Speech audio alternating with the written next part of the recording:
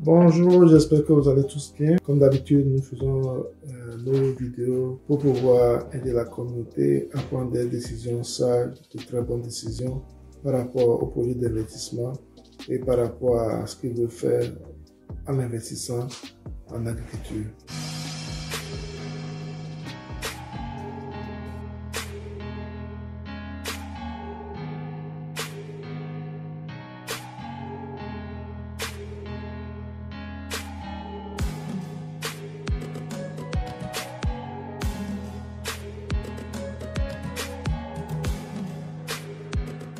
Aujourd'hui, nous allons répondre à une question qui est souvent posée. Que faire quand on veut investir dans l'agriculture?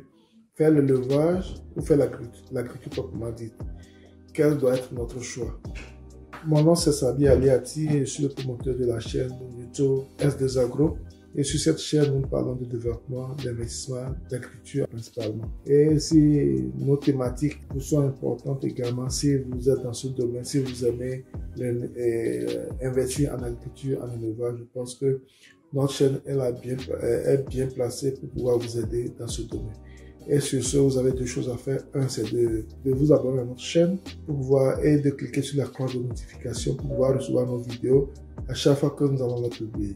Aujourd'hui, nous allons répondre à une question, la question qui m'est souvent posée, est de savoir, Sabi, je veux investir dans le domaine agricole. Je ne sais pas s'il faut faire l'élevage ou bien il faut faire l'agriculture.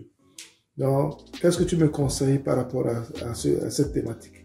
Que faire l'élevage et l'agriculture?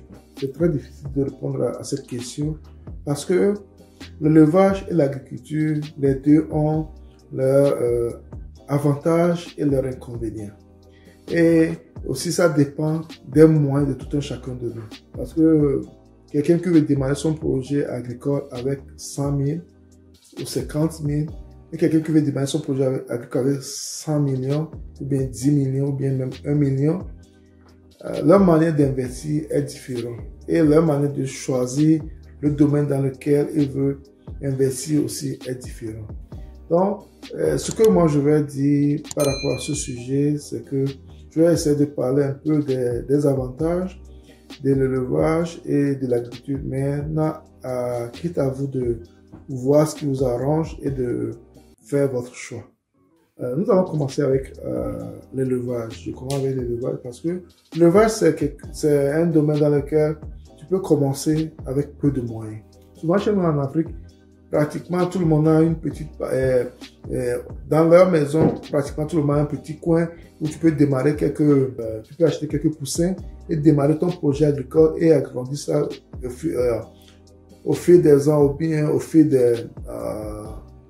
du rendement de ton élevage. Et même tu peux démarrer dans un petit coin l'élevage des lapins également. Et tu peux démarrer également dans un petit coin l'élevage des pigeons. Donc ce sont des petits trucs que tu peux faire avec peu de moyens. Donc c'est faisable avec l'élevage. Sur 600 mètres carrés, à peu près un lot de terrain. Tu peux avoir au moins 2 ou 3 enclos sur ce terrain, ou même plus. Ça dépend de comment l'emplacement du terrain et l'aération. Pour démarrer jusqu'à au moins, tu peux faire jusqu'à 5000 ou même plus la pondeuse là-bas.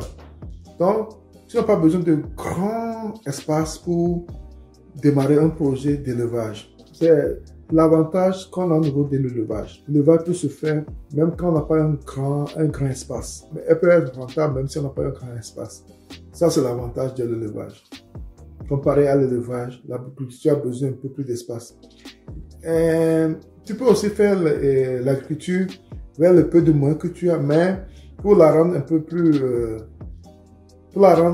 rentable, l'espace sera important. En agriculture, tu as besoin d'un peu plus d'espace. Donc, ce qui est bon aussi, bon, je reviens un peu sur l'élevage également. La différence entre l'élevage et l'agriculture, c'est que pour l'élevage, on aura une présence humaine en permanence. Il y aura une présence humaine en permanence au niveau de l'élevage. C'est ça le quiproquo au niveau de l'élevage. On aura une présence humaine permanente au niveau de l'élevage. Mais l'avantage au niveau de l'agriculture, c'est qu'on n'aura pas besoin d'une présence permanente d'une personne là-bas. Tu ne prends pas tout ton temps. Tu n'as pas besoin d'être sur place à tout moment. Contrairement à l'élevage qui a besoin de surveillance pratiquement à tout instant.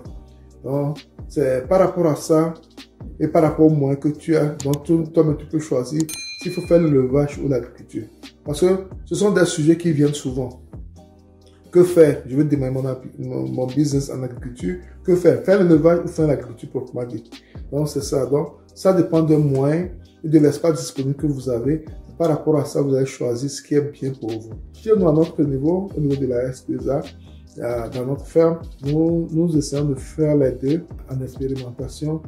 Et ce qui est sûr, c'est que, bon, par exemple, les chiens de nos poules, nous allons les visiter au niveau de notre jardin. Et donc, ça fait que, bon, comme l'a dit Lavoisier, rien ne se perd, tout se transforme. Donc, on essaie de recycler nos déchets pour pouvoir s'occuper d'autres choses. Donc, c'est une technique aussi qui permet de tirer beaucoup de profit, beaucoup d'avantages par rapport à l'agriculture. Quand tu peux faire un peu d'élevage et d'agriculture intégrée, ça te permet de ne rien jeter. Même si on se dit prochainement, on va rentrer dans le lapin et autres. Donc, on peut prendre les déchets de notre jardin pour pouvoir nourrir également ces animaux. Et ça fait un cycle. On sera moins dépendant de l'extérieur parce que tout ce qui se passe sur la ferme sera intégré dans le développement de la ferme. Donc, c'est ce que j'ai à vous dire par rapport à ce sujet entre l'élevage et l'agriculture. Que choisir? Ça dépend de vos moyens, ça dépend de vos disponibilités, ça dépend de l'espace cultivable que vous avez et ça dépend de vos moyens sur ce sujet. Et si vous avez des commentaires à faire, vous pouvez les laisser et on sera dans la joie. On fera plaisir de venir répondre à vos questions et de partager avec vous ce que nous avons comme expérience à notre niveau, au niveau de la ferme S2A. Merci, je vous aime et à la prochaine.